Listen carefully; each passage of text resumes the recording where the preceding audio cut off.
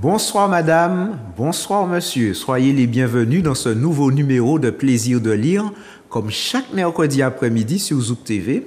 Et comme chaque mercredi après-midi, j'ai le plaisir de recevoir un ou une passionnée de lecture ou d'écriture. Et cet après-midi, nous disons bonsoir à une dame. Bonsoir. Bonsoir. À qui avons-nous l'honneur? Alors, je suis Catherine Marceline. Je suis autrice et je viens vous présenter mon dernier ouvrage, Ingrid Littré, Sa vérité. D'accord.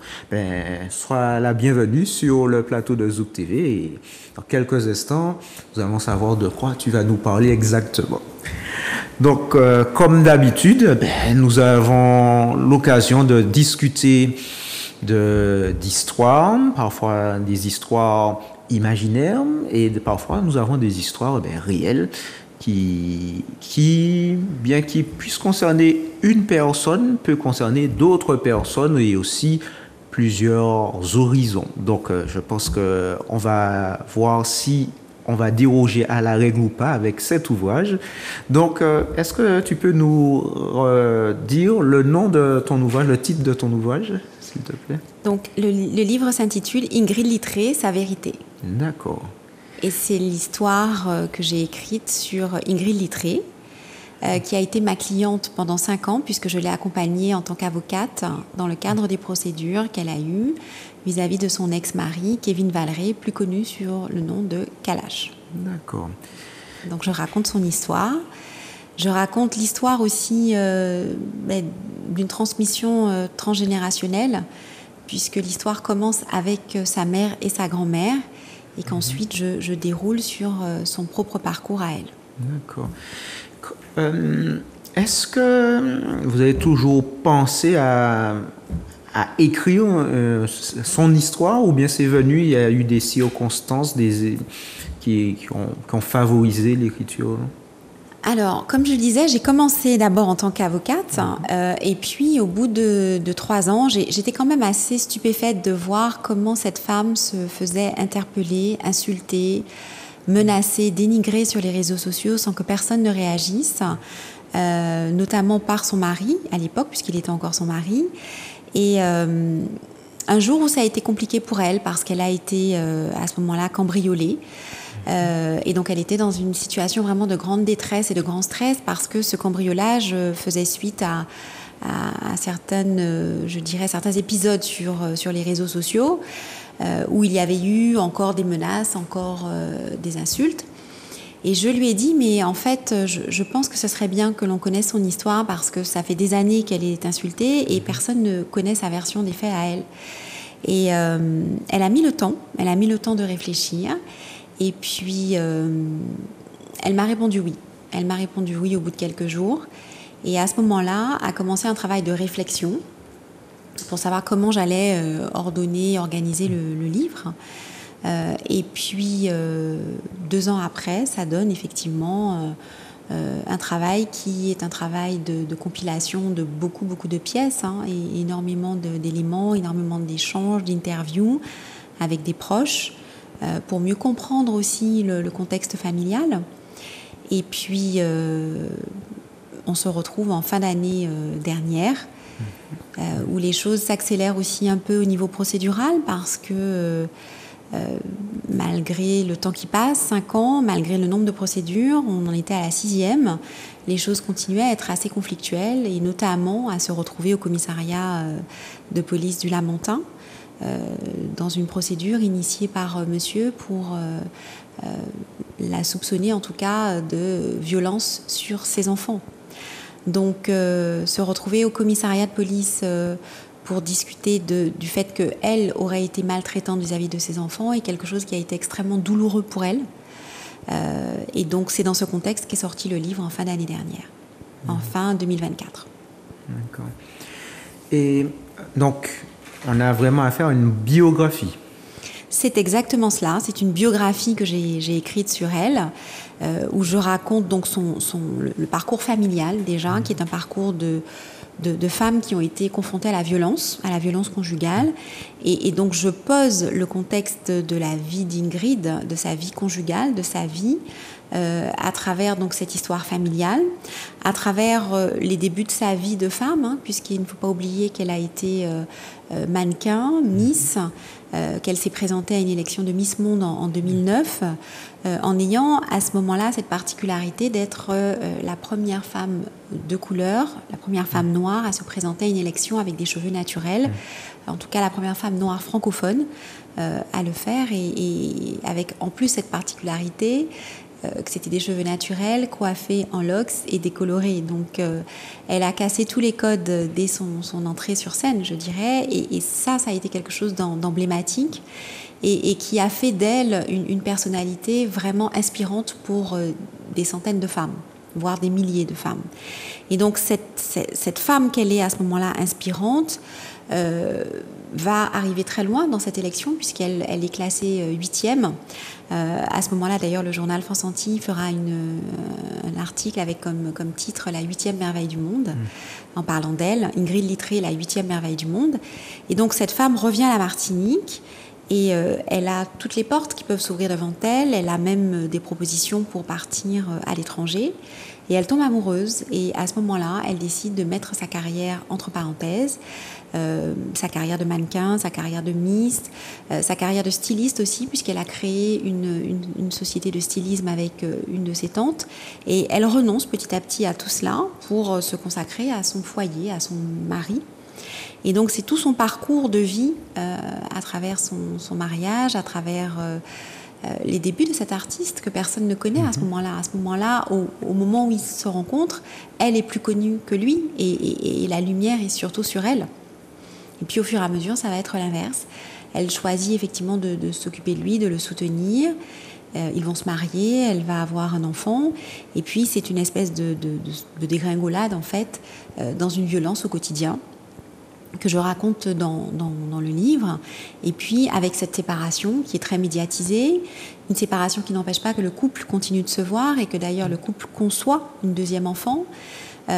Et c'est ce parcours à travers cette médiatisation à l'outrance, doublée d'exposition, de surexposition sur les réseaux sociaux, avec les insultes, les menaces, qui viennent aussi bien de celui qui est encore son mari que de la compagne de celui-ci, qu'elle va vivre, et qu'elle va vivre de façon très digne et stoïque, en choisissant de ne pas répondre précisément pour protéger ses enfants.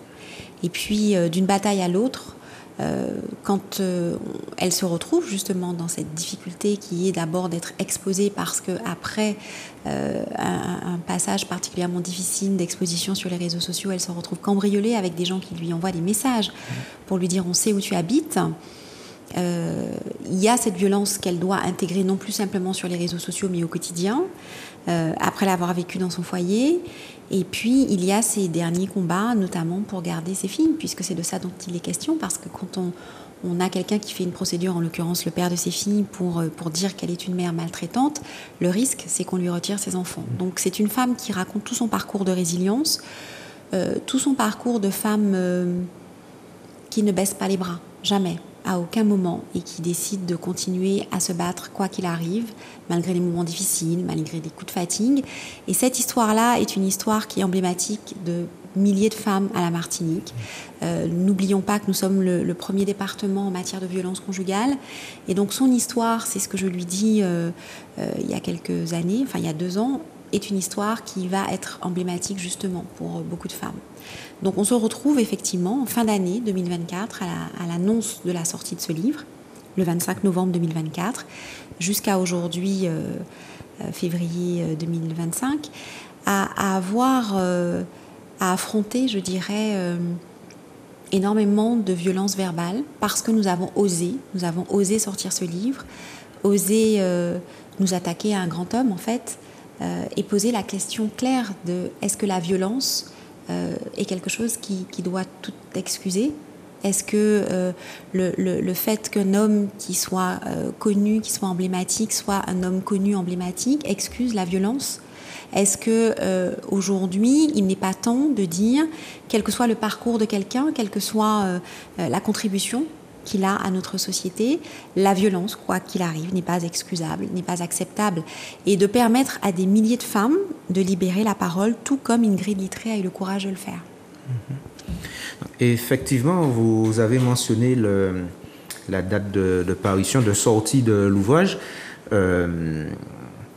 Pour tout vous dire, j'avais pris aussi en cours, je n'avais pas suivi, je n'avais pas suivi l'actualité au jour le jour, mais j'ai entendu la sortie effectivement de l'ouvrage et ma première réaction, je me suis dit, oh, wow, il y a un tel livre existe. Parce qu'effectivement, comme vous l'avez très bien dit, ça a pu surprendre. Ça a pu surprendre. Bon, pour certaines personnes comme moi, je ne m'attendais pas à l'apparition d'un tel livre. Après, ce qui est intéressant, comme vous dites, c'est vrai qu'on a plutôt eu un seul son de cloche. Bon, je n'ai pas suivi tout le feuilleton de A à Z, mais bon, on avait plutôt un seul son de cloche. En tout cas, moi, ce que j'entendais, je n'allais pas chercher les informations. Et je me suis dit, tiens, c'est intéressant d'avoir un autre son de cloche pour essayer d'avoir les choses dans leur globalité.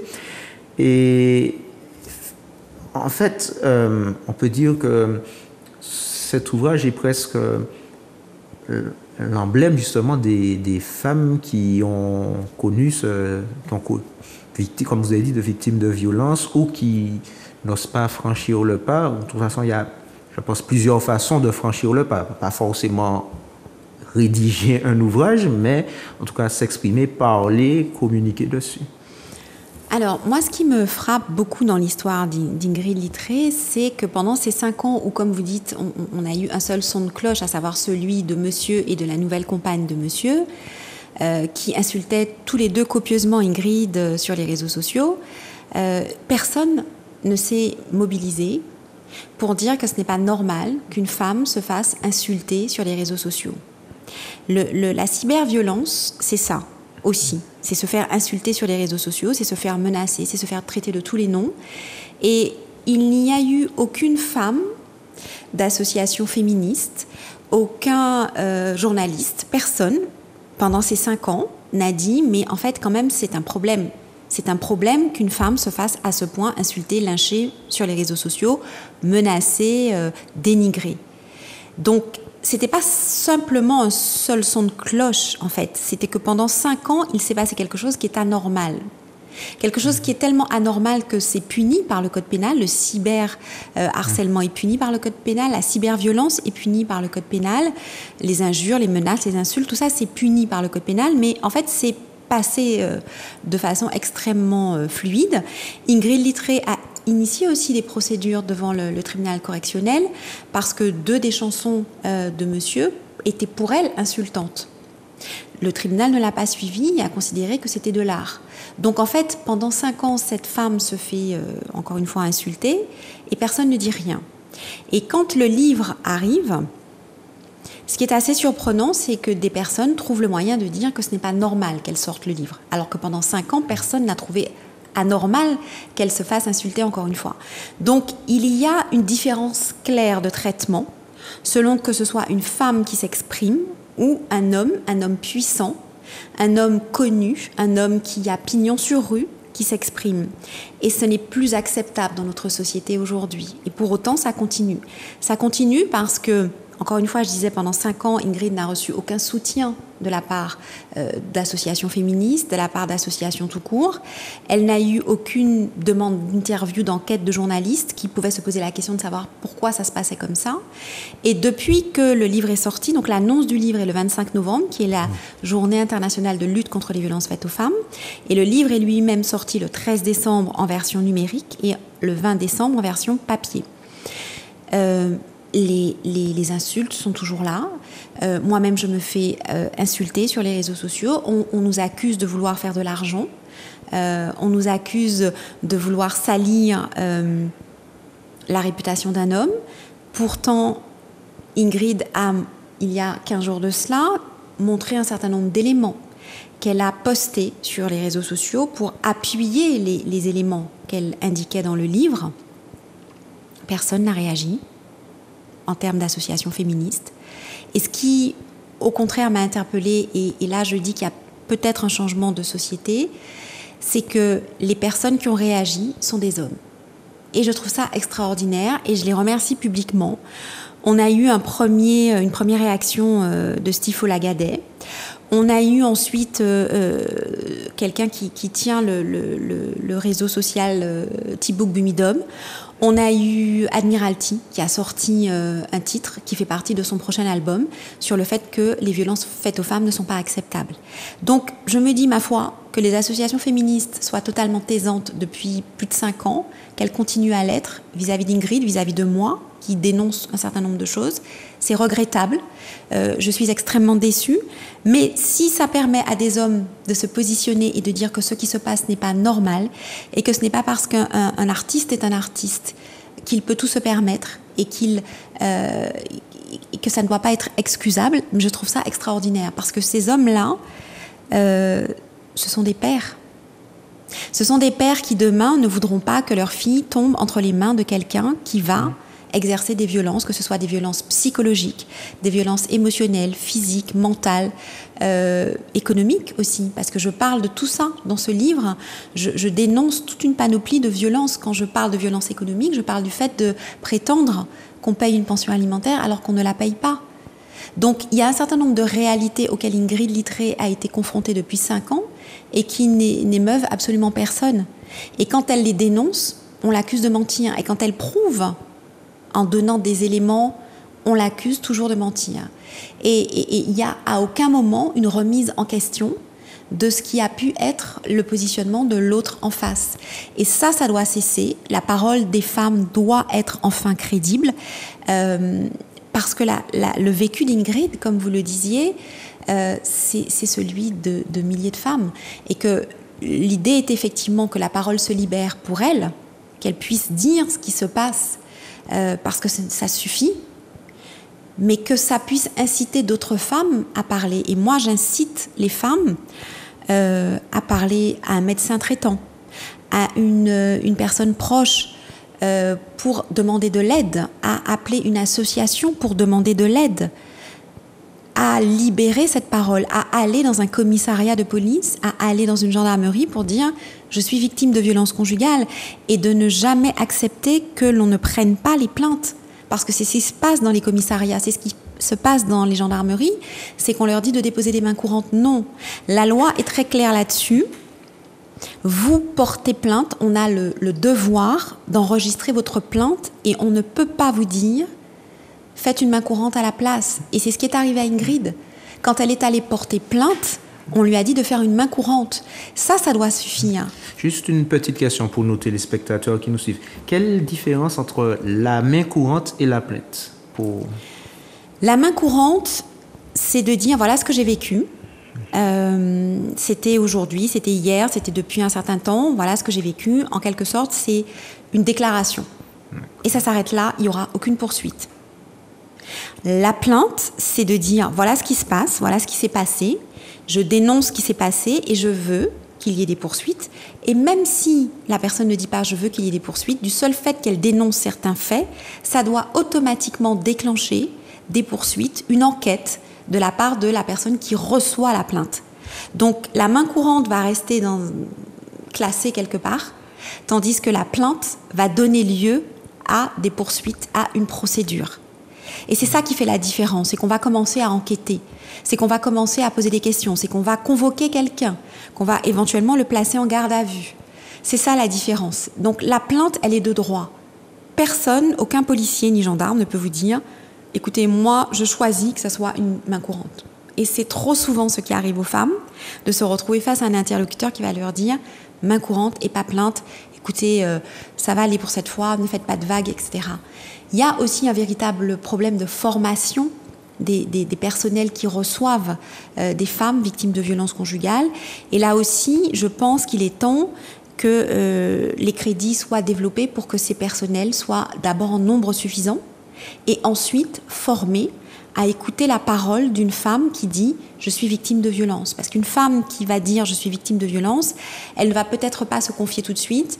Il y a un certain nombre de techniques de prise en charge de ces déclarations qui doivent l'amener à se sentir en confiance pour qu'elle puisse expliquer le contexte. Donc, ça implique de la formation pour les personnes qui reçoivent sa parole. Donc, comme je le disais, Ingrid, quand elle a voulu porter plainte, on a pris sa main courante. Donc, il n'y a pas eu de suite, il n'y a pas eu de poursuite. Et le fait qu'il n'y ait pas de suite, qu'il n'y ait pas d'enquête, qu'il n'y ait pas de poursuite, fait que les faits peuvent continuer, puisqu'il n'y a pas d'intervention de l'autorité. Une fois qu'on a fait une main courante, ça reste là, et les gendarmes ne se déplacent pas, les policiers ne se déplacent pas. Tandis que quand il y a une plainte, ils ont l'obligation de convoquer, de faire une enquête. Voilà, donc c'est très très important. Et pour que la peur et la honte changent de camp, il faut la plainte. D'accord. J'avais une discussion dernièrement avec des personnes concernant la plainte. On parle de plainte en ligne. Est-ce que, d'après vous, la plainte en ligne, ça pourrait pas être un outil qui pourrait être utilisé, ou il y a des défauts dans ce dispositif? La plainte en ligne est une modalité, mais ça ne peut pas... je veux dire, c'est une modalité pour pouvoir initier quelque chose, mais ça ne suffit pas. C'est-à-dire qu'à un moment donné, il y aura une audition qui sera faite de la personne qui porte plainte, et puis ensuite un suivi pour le reste. Donc, ça peut permettre d'aider à quelqu'un qui a du mal à se déplacer dans un commissariat, qui a peur de le faire, à initier une démarche.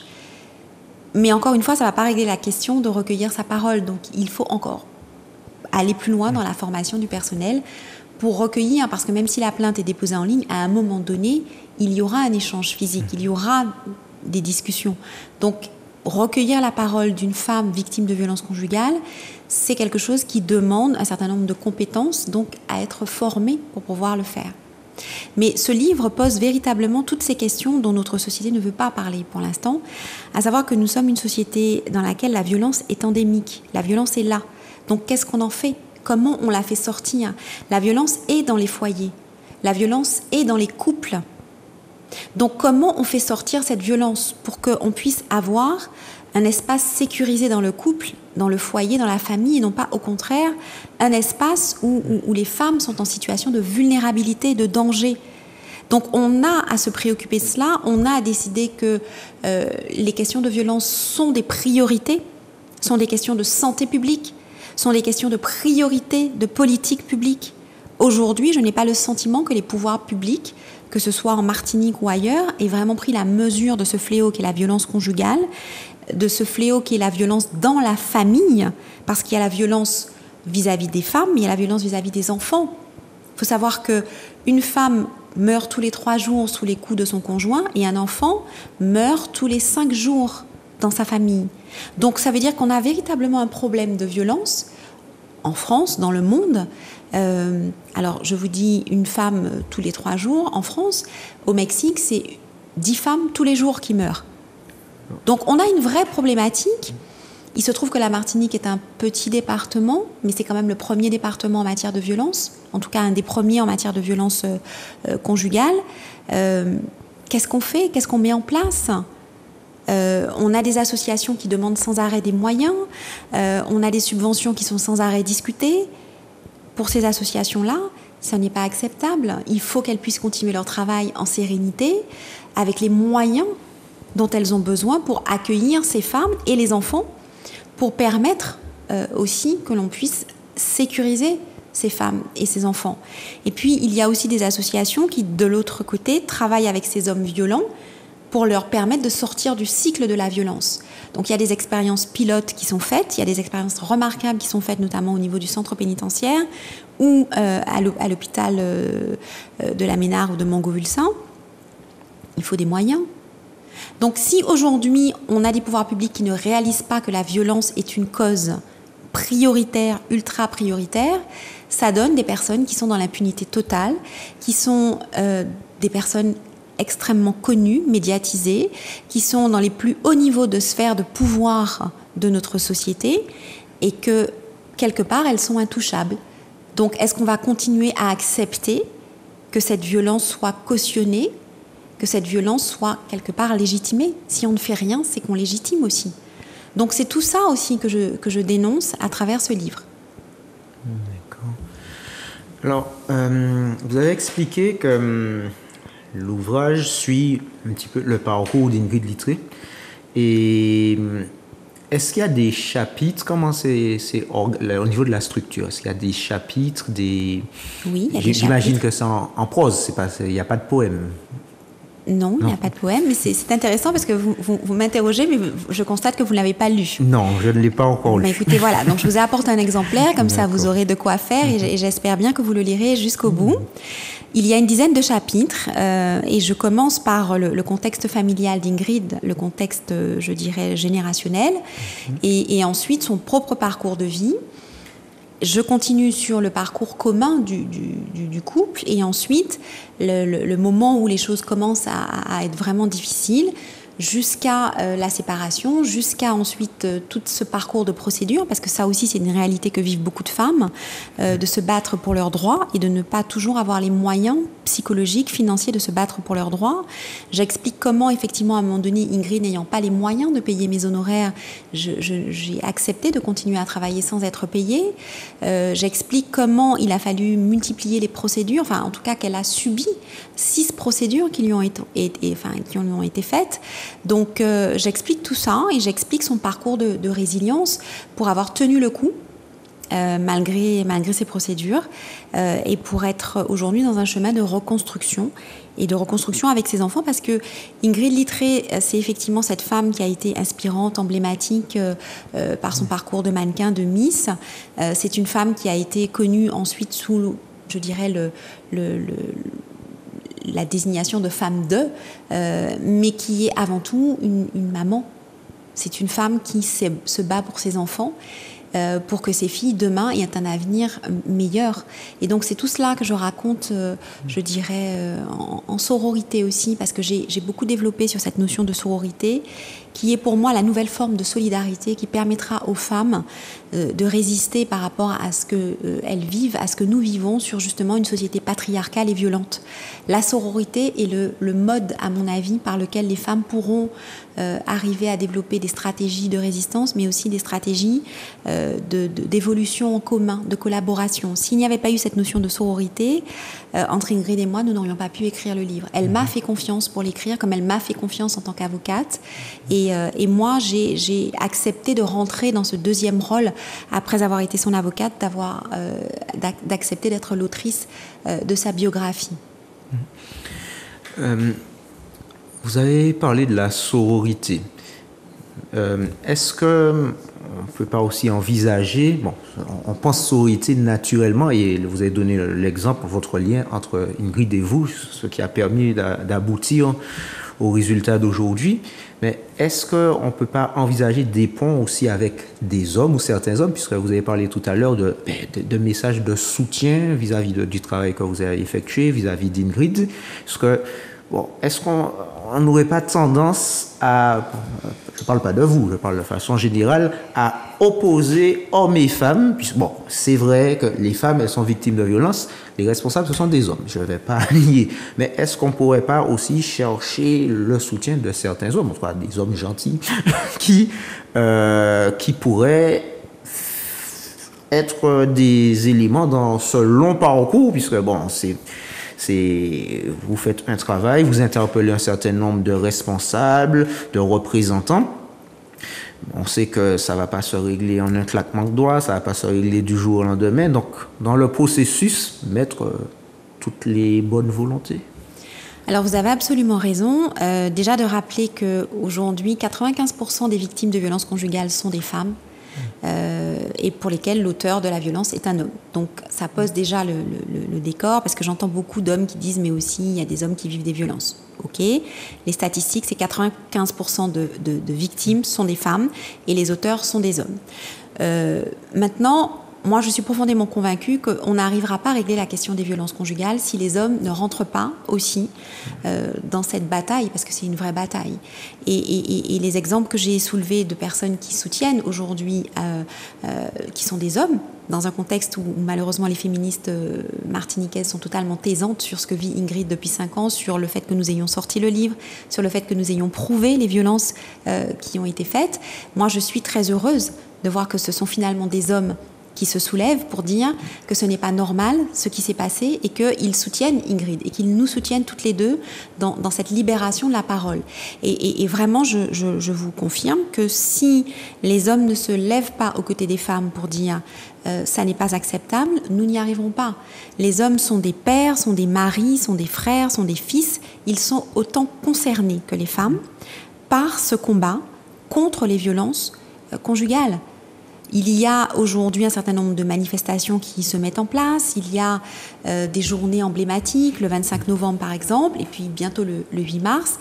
Le 8 mars, il y aura une grande marche des femmes, très vraisemblablement comme celle qui avait été organisée l'année dernière à l'initiative d'un collectif de 13 associations, dont l'Union des femmes de la Martinique, Culture Égalité, un certain nombre d'associations syndicales, les Sœurs Optimistes. Il faudrait que les hommes soient plus nombreux à cette manifestation parce qu'ils sont concernés. Quand on dit non aux violences conjugales, ça veut dire qu'on dit non au fait que sa sœur, sa mère soit battue et qu'évidemment sa femme ne le soit pas. Ça veut dire qu'on est un homme non violent. Donc plus les hommes s'impliqueront dans ces combats et plus ils auront des chances d'être effectivement porteurs de pas seulement d'espoir mais aussi de résultats concrets en fait. Il est temps que ça s'arrête, vraiment. Qu'est-ce qu'on peut... Quel type d'action on pourrait envisager en dehors de ces journées? Puisque, comme vous avez dit, lors des journées, il y aura le 8 mars bientôt, vous avez parlé de ce qui s'est fait de novembre. En dehors de ces journées, est-ce que... Bon, je pose la question, mais j'ai déjà une idée de votre réponse. J'allais dire, est-ce que vous avez le sentiment que des choses se passent, mais qui sont peut-être passées sous silence par les médias ou qui ne sont pas vues par le grand public, ou on utilise, entre guillemets, ces 2 journées et puis le reste du temps, on va qu'à d'autres occupations, un petit peu comme pour prendre un domaine que je maîtrise un peu plus, par exemple le sport féminin. Quand c'est la journée du sport féminin, l'équipe, grand journal quotidien français, fait des unes sur le sport féminin, le football féminin, et puis après, dès que la journée est passée, chercher des informations féminines, faut scruter à la loupe. Alors, moi je dirais que dans un premier temps, si les autorités publiques, les pouvoirs publics, je pense notamment à nos instances gouvernantes, je pense CTM, je pense mairie, si ces structures-là déclaraient que les violences conjugales sont inacceptables et que la lutte contre les violences conjugales doit être une cause prioritaire absolue parmi tous les engagements qu'il peut y avoir auprès de ces structures. Ça veut dire qu'une association n'a plus à se prendre la tête au quotidien de se dire est-ce que ma subvention va être conduite ? Déjà. Ça veut dire qu'effectivement, quand il y aura un certain nombre de programmes qu'il faudra mettre en place, de sensibilisation, de prévention, il y aura une écoute beaucoup plus attentive, il y aura des délais qui seront plus courts.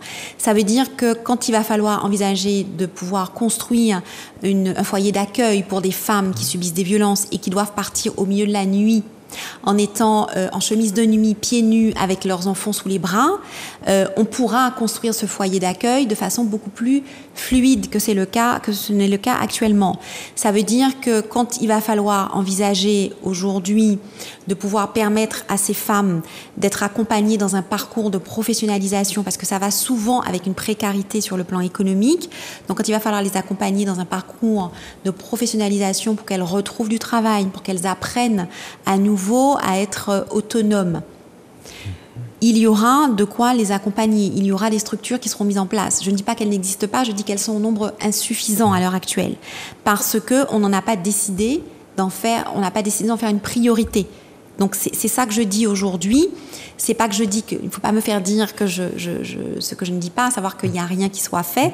Il y a des choses qui existent, mais elles devraient être en nombre plus important parce que, précisément, ça ne suffit pas.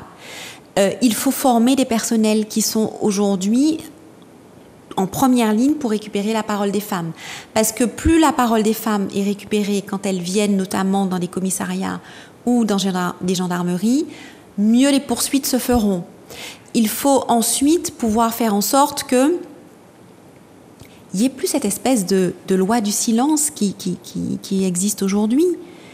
Comment, encore une fois, se fait-il qu'il n'y ait pas suffisamment de prise de position, notamment de la part de journalistes ? Je suis reçue, comme vous me recevez aujourd'hui, et je vous en remercie, sur un plateau pour qu'on puisse parler du livre. Donc on est dans une catégorie littéraire. Comment expliquer qu'aujourd'hui, en termes de faits divers, aucun journaliste ne se pose la question de savoir quelle est la signification précise d'un livre qui dit qu'une personnalité publique commet des violences conjugales sans qu'il n'y ait de suite, sans qu'il n'y ait d'investigation, d'enquête journalistique. Je suis stupéfaite. En fait, ça fait 2 mois que nous expliquons un certain nombre de choses et on est dans une catégorie littéraire, très gentiment. Voilà, c'est un livre.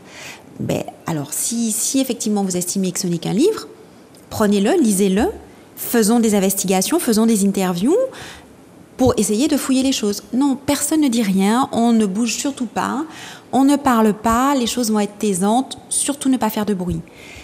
Quand on va vraiment accepter que les femmes puissent parler, quand on va permettre aux femmes de libérer davantage la parole, et le journaliste a tout à fait cette place dans cette libération de la parole, oui, je vais considérer que les choses avancent. D'accord. Est-ce qu'on peut... C'est une question que j'aime poser aux auteurs que je reçois. Donc, est-ce qu'on vous imaginez, vous envisagez une version, une suite, un tome 2 ou je ne sais pas, à cet ouvrage? Je n'envisage pas un tome 2 en tant que tel, j'envisage un documentaire dans un premier temps et ensuite une version cinématographique. D'accord. Ou peut-être on pourrait envisager une version où on aurait constaté des progrès, des changements. Alors c'est là précisément qu'intervient votre travail de journaliste et de pouvoir réaliser si oui ou non un certain nombre de choses que nous dénonçons dans le livre ont été réglées ou pas. Je suis par exemple stupéfaite que personne ne me demande si la pension alimentaire qui n'est pas payée, que nous indiquons comme n'étant pas payée, est payée. Personne ne me pose cette question. Ben, ça fait partie des investigations journalistiques. Et la réponse que je donnerais est non. Non, il faut un huissier pour aller chercher la pension alimentaire qui n'est toujours pas payée. Et ça, ce n'est pas normal, en fait. C'est ça que je dis. Ce n'est pas normal. Alors, je ne suis pas un spécialiste du droit comme vous. Il n'y a pas besoin d'être un spécialiste du droit. Il y a quelqu'un qui dit, il y a une pension alimentaire qui est due. Elle n'est pas payée. Vrai, faux. Non. Si c'est vrai, pourquoi elle n'est pas payée? D'accord. Ma question, c'est, si c'est vrai, si elle n'est pas payée, pourquoi la justice ne dit rien Et c'est là où le travail journalistique prend le pas, puisque nous, ça fait un certain nombre de procédures. Ingrid Littré en est à sa 4e plainte de déposer pour obtenir le paiement des pensions alimentaires et la condamnation qui va avec quand une pension alimentaire n'est pas payée. Donc, à un moment donné, oui, il faut libérer la parole, oui, il faut parler, ce que nous faisons, mais à un moment donné, il faut aussi que des instances prennent leurs responsabilités. Des investigations journalistiques seraient les bienvenues. D'accord. Merci beaucoup. Le message, je pense, s'il est passé. Bon, vous avez dit que ça fait 2 mois que l'ouvrage est sorti. Bon, parfois, Presque 2 mois. Presque 2 mois. Parfois, certaines graines, il y a des arbres qui poussent très vite et puis il y a d'autres comme le cacaoyer qui prennent 5 ans. C'est l'exemple que j'ai retenu pour les 5 ans. Je ne suis pas un agriculteur. Mais donc, il y a... Bon, je n'ai pas dit qu'il faudra attendre 5 ans pour vous. J'ai dit parfois, il y a des semences qui ne sont pas les mêmes. Il y a certaines qui... Ça va très vite et d'autres... Ça prend il y a d'autres qui prennent du temps, mais après, le résultat, l'arbre est très costaud. Donc, eh bien, c'est ce qu'on espère. C'est tout ce que l'on peut souhaiter, qu'effectivement, la graine puisse prendre son temps pour pousser, mais qu'une fois l'arbre présent, l'arbre qui libère la parole pour les femmes, pour qu'elles puissent enfin avoir la place qu'elles méritent, avec à leur côté des hommes qui sont conscients que les combats des femmes sont aussi des combats des hommes. Une dernière question avant de se quitter. Est-ce que vous pouvez nous dire comment elle va, Ingrid? Quel est ses sentiments, aussi bien par rapport au livre ou de façon générale? Comment elle se sent? Puisque vous avez parlé au début elle était victime de cyberharcèlement. Ça allait plus loin puisque son domicile a été cambriolé. Donc, j'imagine qu'elle est passée par différentes phases. Différentes phases. Elle tient le coup. Ingrid est une femme courageuse, forte, résiliente. Qui a reçu beaucoup de messages de soutien. C'est vrai qu'il y a eu des menaces, qu'il y a eu à nouveau du dénigrement suite à la sortie du livre, beaucoup d'attaques qu'elle a reçues, que j'ai reçues également, mais nous avons reçu beaucoup de soutien. Et c'est l'occasion pour moi de remercier vraiment tous ceux qui nous regardent et qui nous ont soutenus, toutes celles et ceux de l'avoir fait et de continuer à le faire, parce que c'est important, effectivement, elle en a besoin, j'en ai besoin, de pouvoir avoir ce soutien. Donc Ingrid va bien, elle va continuer aujourd'hui à être une voix pour les femmes, et elle leur explique, elle leur dit, ce que vous avez vécu, ce que vous vivez, moi aussi je l'ai vécu, vous n'êtes pas seul. Elle est une voix pour les femmes et elle entend le rester. D'accord. Merci beaucoup. Merci à vous de m'avoir permis d'en parler. C'est fait avec plaisir, puisqu'on est dans plaisir de lire. Donc, merci beaucoup pour ces précisions, ces informations, et puis, c'est quelques petites notions de droit que, par exemple, plainte main courante, on a essayé de m'expliquer plusieurs fois, et j'avais du mal. Eh bien, écoutez, je vous remets le livre. C'est gentil, merci beaucoup. Et en vous souhaitant une bonne lecture. Je le lirai avec plaisir. Merci à vous. Merci, chers téléspectateurs, d'avoir passé ce moment avec nous. Si vous aussi, vous souhaitez un jour venir sur le plateau de Zouk TV et parler d'un sujet qui vous tient à cœur, la parole est ouverte à Zouk TV. Donc, vous pouvez le faire pour participer à l'émission. Il suffit de composer le numéro qui s'affiche, à savoir le 06 96 19 41 13. Et nous nous ferons un plaisir pour vous recevoir sur le plateau de Zouk TV. Nous vous souhaitons une bonne fin d'après-midi et nous vous disons à très bientôt.